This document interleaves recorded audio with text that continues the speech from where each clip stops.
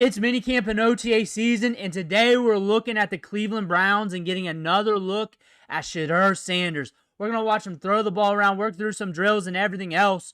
But before we dig in, you need to click that subscribe button right now. We're looking at rookie camp, minicamp, OTAs, training camp, workouts in between, so you get a good look at these rookies.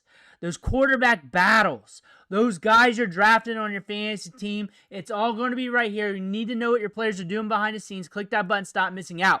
But we're going to be looking at a lot of clips of Shedeur Sanders. Some recent ones, all from this week, almost 15 minutes. So we're going to watch him. Let me know in the comments below, when do you think he's going to start for the Cleveland Browns? Not when he should, but when you think he's going to get the nod. Is it week 1? Is it around October? Is it this year? When do you think it's going to be? But let's roll. We'll loop this and talk ball if necessary, but we got a lot of clips here. We're rolling, boom. Hitting them. This one's from the Cleveland Browns. It was from the day off their social media. This one, either today or yesterday. Here's him rolling, boom. Hitting him. Shedeur's been stacking wins. He's been stacking wins, stacking days here. Rookie camp, OTAs. They wrapped up OTAs, and now they're getting ready to go into minicamp here soon. OTAs and minicamp are usually like right next to each other. They might as well just give them the same name. But there we go. There aren't many bad plays in this highlight reel. And it's not a highlight reel. It's just whatever I could find. And this has been wire to wire with the Browns. There's like one throw where it got batted and went for a pick. There's a couple other, but really, 90-some% of the time, he's been on the money. He has been looking solid. Been looking very solid.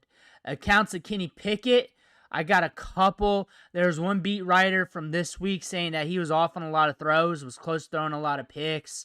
ESPN Radio out of Cleveland said he was the worst quarterback of the bunch, and that was going into this week. However, they have not been the most enlightening source of news. Gabriel had some balls batted down at the line of scrimmage earlier, like days ago, but you haven't seen much or heard much out of him. Joe Flacco has been looking solid. He's been stacking days, just like Shedeur. And those two seem like the two clear-cut winners so far from camp, which is a good thing for Shedeur. And if you've been wondering my opinions, or if you've heard it, I'm not too big on Kenny Pickett. I just haven't been for the longest time. Not even at Pitt. I believe Jordan Addison was the reason why he got drafted so high. Addison just killed it. If it wasn't for having a really good wide receiver there at Pitt, I don't think you'd be remembering Kenny Pickett's name, honestly. I think Shedeur Sanders is a better talent. He's got a pretty deep ball. He's accurate downfield. He's accurate all over the place. Now, Dylan Gabriel, going back to him, I like him. I like him for what he is, though. I recognize what he is. He's going to be a good backup quarterback in the league for a long time. He's a very accurate passer. Of course, we're vertically challenged, but we're accurate. We're very cool, calm, and collected in the pocket. Joe Flacco has a decorated career. Father Time's looking at him right in the eyes right now. We know that, but we can also go on runs of throwing picks. I think Joe Flacco's the veteran in the group here that you're watching throughout the offseason. And when these deals were made, I thought it was going to be Flacco ended up being the guy, Pickett being the backup bridge quarterback, and if they draft the quarterback with those first couple picks or even early second round, that quarterback was just going to get time to develop, and that's what they were doing there. Shedeur Sanders in a weird situation where this might be like a blessing falling in the draft, because now your feet's under the fire. Your feet's under the fire right now. You have to make some moves. You have to come in aggressive. Like, it's not like, oh, I'm drafted in the first, early second. I'm getting time to develop. I got some veterans here as a bridge. Now you got to prove your worth a little bit more because there's no sunk cost invested in you. And the thing is, maybe that's the case. Because we have been money downfield. We have been money on most plays, almost all of them. We have been money. We looked the part. Look at them. We're moving. We're on the run here. We have been money. Like, some people were negative either way about him falling in the draft. Maybe it's going to be a blessing for him. Maybe that he needs his feet to some fire. Maybe that's what we need. Maybe we needed that test, or he needed that test. Maybe. See him move his eyes around, go through some reads there. Again, the shots on the play, you don't see everything. There we go. He's a money on a lot of these throws. We're looking at OTAs here. What was available to us? Flacco, Pickett, Gabriel, Shedeur. And the media storm out of Cleveland on the radio shows. ESPN Cleveland, whatever that is. We covered it. And they made a big deal about reps being split up.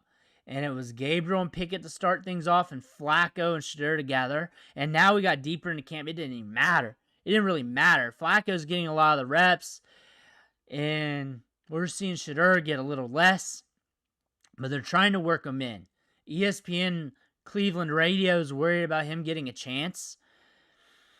It's from the amount of clips I got, it looks like they're going to be able to get an assessment. I'll definitely say that.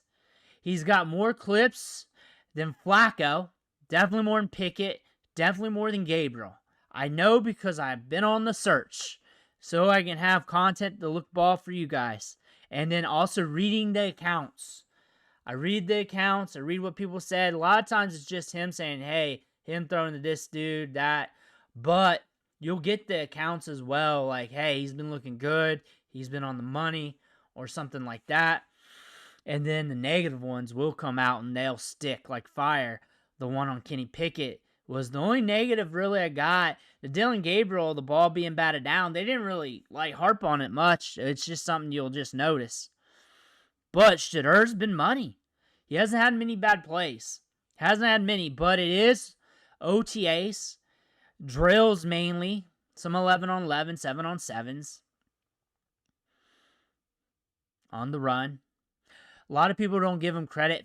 Was that a missed throw? A lot of people don't give him much credit when he's on the run and how he is extending the pocket. A lot of people don't. You saw what you saw at Colorado, but also what he did at the FCS level. He did more mobility on there. Let's see how we are there. Boom, getting it.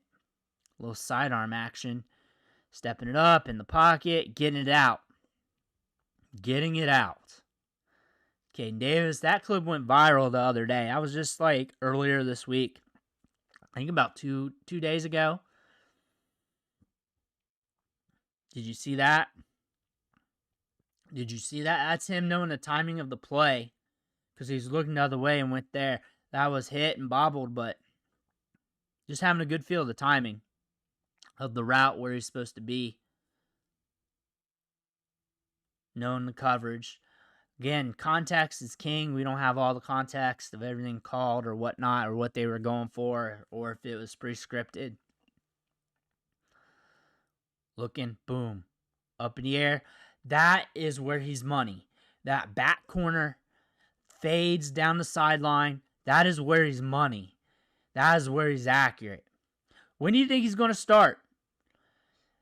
Now, if you haven't been watching the channel, I've said I believe they're going to have multiple quarterbacks start. I have a feeling they're going to probably lean into Flacco. They're going to lean into Flacco unless he has a big run of picks in training camp. I think they like Kenny Pickett. They've said it a few times. Stefanski said it on some radio show clips that we've went over. They like Pickett. They may give him a good leash. I think Shedeur's going to get his moment. And from what I've seen and what I've heard from Mary Kay Cabot and everything, the schedule starting off is pretty rough. The turnover differential is going to be huge for this team. Maybe you want the vets starting the season and then it go to obliteration, and then you let Shedeur step in. That way, pregame, all the basic stuff, transitioning to the NFL level, That's been worked out. Now we don't have to worry about that. And we come in and we play ball. We come in and we play ball. We already have the season like downward spiraled. You don't have to worry about winning games. You have to worry about like just playing ball. Maybe you get there where you can just play pitch catch. Like you think about all that stuff. Like I always think about the good in things. Do you think about the good in things? I just think about the good in things. Like maybe Flacco ends up being good for the Browns. He was before. Maybe he does. Maybe that's the big thing. Like if Flacco plays well, that could just mean it's not happening this year. It's just hard to see a season where we're not seeing multiple quarterbacks. And that run of picks, because I'm not the only one to mention this. There's Fannon. I like Fannon a lot. It's Darren Flacco. It's Darren Flacco. Shedeur's got a pretty ball by the pylon. It's a pretty ball.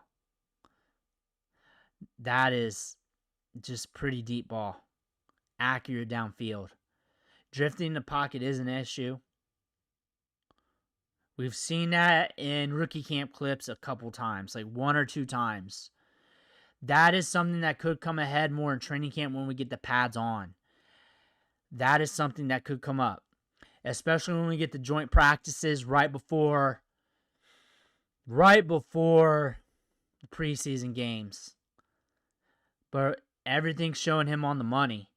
He's very cool, calm, collected, and not exposed, but composed back there. He's a rookie, so you have to treat him like a rookie. So give him some grace, allow him some time to develop. He's carrying himself like a vet, though. He's showing good anticipation in drills. We got to get the pads on, see what's up. I don't like Kenny Pickett that well. I did not like him as a prospect. Everything's holding true with that. And the reason why is, honestly, we did not have like a long bill of credibility coming out of Pitt. On top of that, Jordan Addison was money. He was money. And just having that asset in the ACC, being able to throw that up. Shedeur is just looking solid. There we go. Pierre Strong, also FCS level back. Good size, just athleticism. Good speed. A good running back to have on the back end of any depth chart. Getting it out there. We're looking solid. Wrapping up OTAs. Minicamp soon. Minicamp's going to be huge for him, as we're going to watch Shedeur take on another level. Each camp, it just ramps up a little bit. It just keeps ramping up a little bit. And then we're in training camp, and that's where it ramps up too. Like, it kind of goes back, like the first couple of days of practice at training camp, it's kind of like mini camp OTAs, where it's basics. And then, before you know it, pads are on.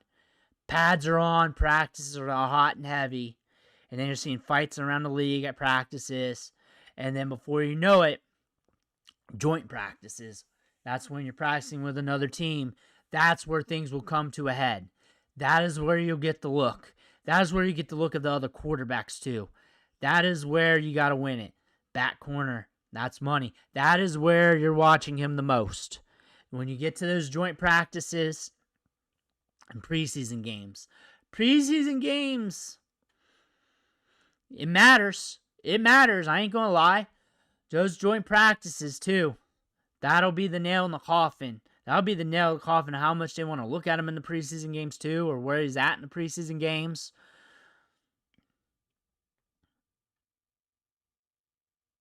But allow him time to develop. Allow him time to climb this depth chart. Give him some time. I think there's a good opportunity of him just climbing the depth chart. Good opportunity. That is something to pay attention to. There's Harold Fannon again. Harold Fannon's a stud. Stud tight end prospect out of Bowling Green. Stacked up the stats. Racked them up. Looked good at Senior Bowl. getting it down there. I definitely see him going tight end a lot. David Njoku and Shedeur Sanders could be a good combo. Could be a good combo. It's not like we saw him with a stud tight end in Colorado. That might be a good combo. Dylan Sampson there. Good catching balls out of the backfield. Hurt hamstring throughout the draft process, so you look at the 40 time, that might be an indicator how fast he is. He ran in the 10s in high school for the 100. Quinshon Judkins ran well at the combine, showing speed. Very, very good running back prospects here with a lot of upside. But Shedeur Sanders is here to play. Shedeur Sanders is here to win. Let me know if you're still here. Drop an emoji. Drop a fire emoji right now. Let me know if you're still here. Let me know if you're a fan of Dog Pound, Shedeur, Colorado, whatever it is, fantasy football, or you like watching the takes here that I do multiple times a day. But that is a wrap for OTAs for the Cleveland Browns. Minicamp's up next. They're always right next to each other. That being said, let me know what you think in the comments below. I want to hear about that. Make sure to hit that subscribe button on the way out. One thing for watching. Catch you on the next video.